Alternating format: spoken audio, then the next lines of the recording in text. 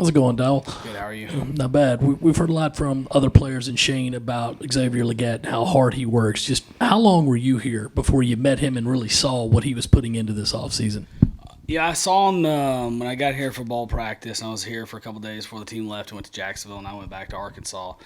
And obviously, when you see him, he's an impressive-looking athlete. He's a bigger kid, thick jointed. He's put together in his lower half. So when you see him, you're like, hey, he's definitely an impressive athlete. And he made some plays in that Notre Dame game, and didn't have a ton of opportunities during the season. But then when we got back to school and we started watching him, and it's like, hey, this guy's a really hard worker. And you want to see, can a guy be consistent and be the same person every day? Is it, hey, there's a new offensive coordinator, someone work really hard and like be the guy that puts the apple on the desk for the teacher and try to do things right for a little while. But do you have the consistency to be able to do it every day, day after day, when it's hot, when you're tired, when things aren't going great? But I think it goes back to, I think I mentioned this in here before, is like he has an unbelievable story. We talk about what happened with his parents, and when you go through really hard things in life, like those are people you bet on, because he has the ability to handle adversity. And so I got to watch him work and all of our stuff with Coach Day and Coach Morton in the summer and spring, and I think I said it last week. I don't think the kids missed one practice since I've been here. Which is hard because if you go that hard all the time, you're going to have nicks and bruises and get beat up and have sore hamstrings. But the guy's built to last, and he's done things the right way. And he is you root for people that have earned what they've gotten, and he continues to earn it every day. Yesterday at practice, you just got that like country, like, hey, ball, I'm tired now. Hey, it might not look good, but I promise, Paul, I'm straining. And he's so country, and he is. You watch the tape, and you're like, there's like a play or two where he's giving everything he's got, but he's just covered four punts full field and run 6 plays on offense in a row, and he's still straining for you. So you get to see it every day, and it's and we tell the young guys all the time, hey, watch how 17 practices. It's different, it's special.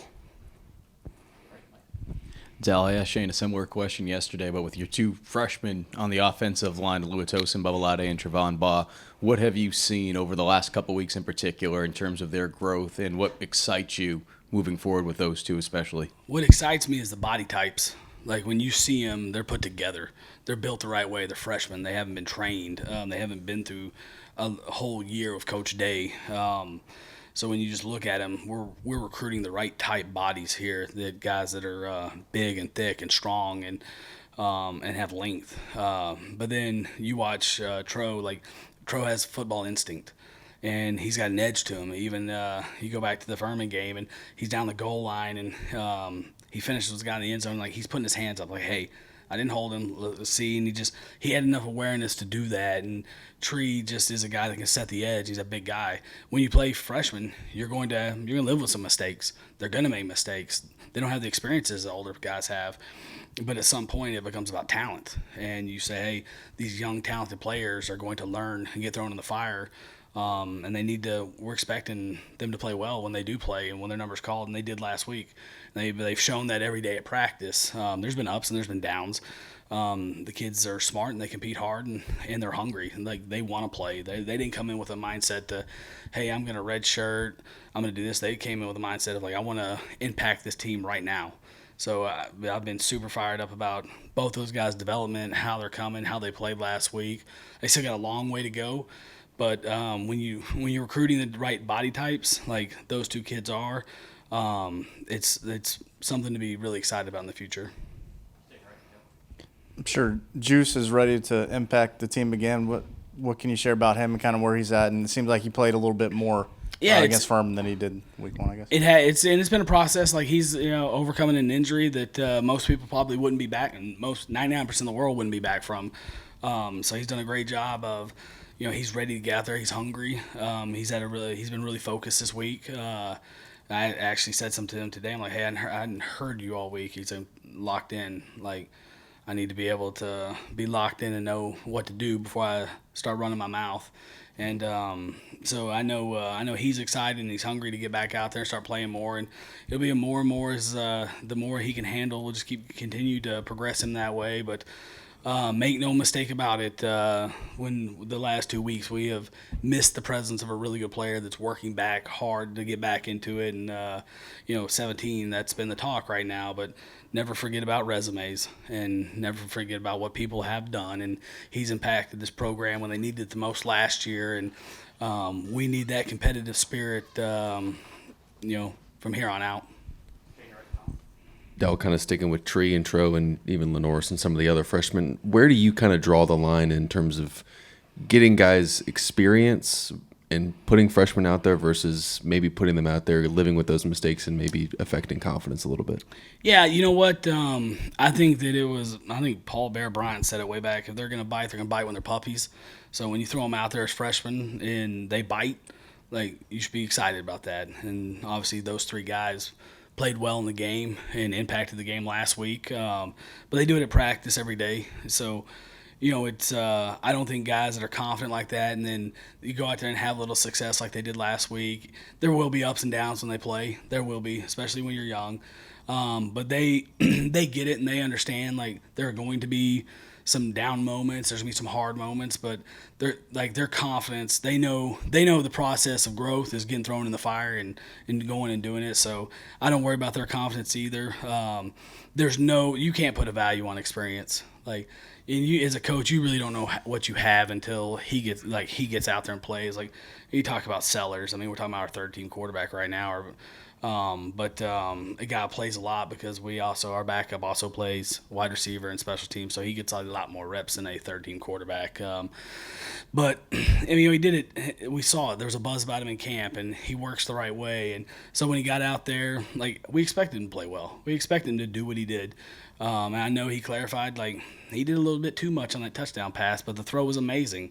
And it was you guys ever seen Major League when the guy catches it over his head and Lou Brown's hey, nice catch, don't ever do it again. It was kind of like that moment of hey, that was an unbelievable throw. And you had time in the pocket to do that because the offensive line protected well for you. And Tyshawn streaking down the sideline.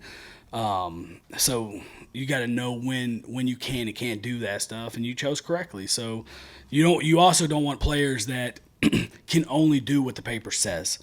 Those guys are just good enough to get you beat in this conference. You need guys that can take that playbook and make it come to life. And you need guys that can do more than what just their coach to do. A coach can't we can't get these guys ready for every eventuality that will happen in a game. And so those guys got to go out there and play football and see things. And it's like Spencer, the more you see, the more we give you. And those three guys played well last week as young guys. With this running game specifically, a little bit more success last week, a few more bodies in there than the North Carolina game. What was your evaluation of that against Furman, and where is the running game right now going into SEC play? Yeah, this is going to be a different ball game. Obviously, when you start SEC play, it's a line and scrimmage league. It's everything starts and finishes with that in this conference. I thought we were probably a little bit better against Furman than we were against North Carolina, but still got a long way to go. We're still growing. We're still trying to figure out our best 5 offensive linemen, and that's going to be a process. Like I told you guys a couple weeks ago, we're not there yet. And this week will be another huge, huge test. This team is really good, really, really good. And we're also excited about the opportunity to kind of figure out where we're at and continue to go forward and continue to grow on. Dell, is there a point in the offseason where you have time to carve out some time to look at some of the earlier teams on your schedule beyond the opener, analytics and so forth? And how much time did you spend on Georgia? And what do you think about, just how they go about things strategy-wise on defense? Yeah, Coach Beamer, we have summer scouting reports, so we spend time on every opponent, and we do it in reverse order. So we start from the back and continue to each week. We have a coach that's assigned to each team, and so we're very thorough in the offseason with studying each opponent. The last 2 we just played, and this one, the next one. Every team we put eyes on, we've broke down. We've studied from last year. Now they've played 2 games, so there's a little bit of tape, so you have a little bit better understanding of their roster. When you watch their tape from last year, you can see why the Philadelphia Eagles are good because half their team plays for them. But it's an extremely talented team. They've got a ton of 4- and 5-star players, and they've recruited really well. And they play with an intensity that I think they get from their head coach. It seems like a very intense guy as well. They've got every scheme. I mean, it's like being back in the NFL when you talk about scheme. And they've got them all. They've got every adjustment to quarters, and they've got every simulated pressure and every version of man coverage you can play, every version of cover 3. So it's a task that for recognition, communication for our quarterbacks, our wide receivers, our tight ends, our offensive line. They create a lot of stress, not just because they're so talented and they've done such a good job recruiting, but they tackle well, and then you put the scheme on top of it, which will be arguably one of the toughest schemes we face this year, if not the toughest. So they offer a lot of different challenges that way. Thank you. In preparing for an opponent, do you study the other defensive coordinator very much to kind of learn his tendency? In this case, you got 2 in particular. I'm just wondering about Will Muschamp, and if you've looked into his history and his defensive call playing tendencies, and if you kind of prepare for that when you face an opponent. Yeah, you look at one of the first things we do in the summer scouting report stuff is we look at where their staff's been. Their resumes. Obviously, Georgia's got really good coaches with a lot of really good resumes, and obviously Coach Muschamp's been a head coach, multiple spots, been a very successful defensive coordinator, and their other defense coordinator and coach, the head coach, Coach Smart, like they do a good job. It's a very knowledgeable group. They're very well coached, and you can tell it's also a group that loves football because when you watch their tape from year in, year out, there's always new themes, there's new schemes. They do a good job of taking the personnel they have and studying other things that other people are doing and finding what fits them. And they're also creative on defense with how they use their personnel. And they don't put their guys in bad situations very much. Most of the time, it's an advantageous situation. So when you put a bunch of really good players in advantageous situations, you get a product like they have. So we definitely study all of their tendencies, and the head coach obviously is a defensive head coach and had a ton of success for a long time in this conference. So it's something we've looked at all their, not just their coordinator and co-coordinator and linebacker coach, and it's all of them. We look at all of that stuff. When you say it's going to be a process to figure out the best 5 on the offensive line, is it more about figuring out who the best 5 are in a given spot, or is it more about getting some of the freshmen kind of coached up and more experienced to be able to take on one of those spots? Yeah, you definitely want to put guys out there when they're ready to play, and that's some of that's the old line coach. We have a saying around here: you're the head coach of your position group.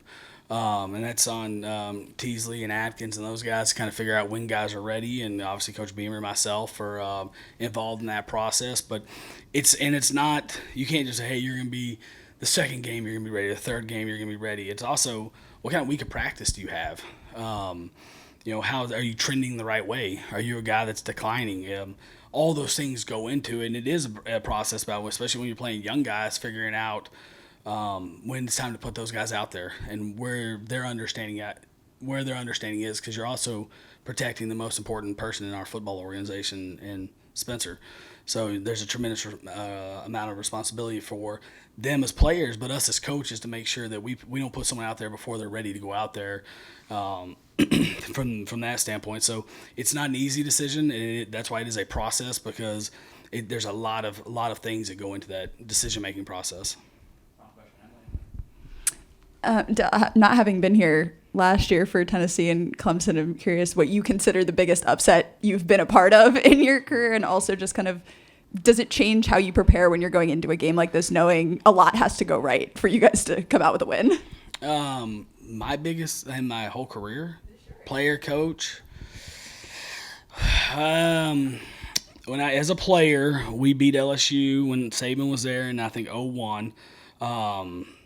To go to the SEC championship game, and we won. It was like the was Miracle on Markham last play, and I think Saban, that happened then that year earlier against Kentucky. Then we went and played Georgia in the SEC championship game, which was probably the loudest environment I've ever been a part of. Like the Bulldogs in Atlanta in the Dome, which was loud. And then as a coach, I would probably say we played in 2017. We played the Vikings when they were like 5-0, and we were like 1-4. We were a bad football team, and we played them on Monday night and got them.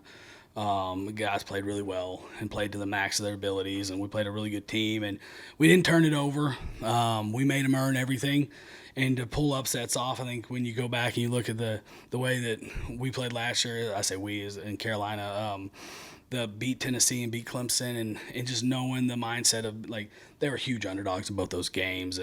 But when you play teams like this, it really is about you, and it's about you. We all know that this team is really talented. They're the number one team in the country. They've won 2 national titles, and but you have to make them earn everything, and you can't give them things. And if you do, then it gets lopsided real fast, because they're a talented, well-coached team, and they deserve everything that they've gotten, and they've earned it. So you got to make sure they continue to earn things.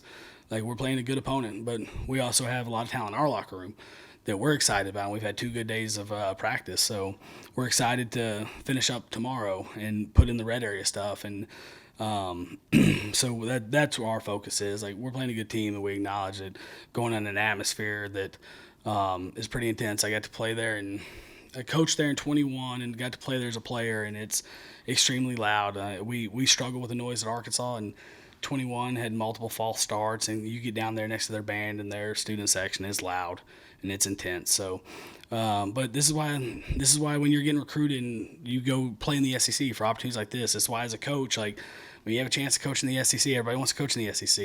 It's for games like this. It's CBS, it's Georgia, Carolina, and we're excited about it. Thanks, Coach. Thank you, guys.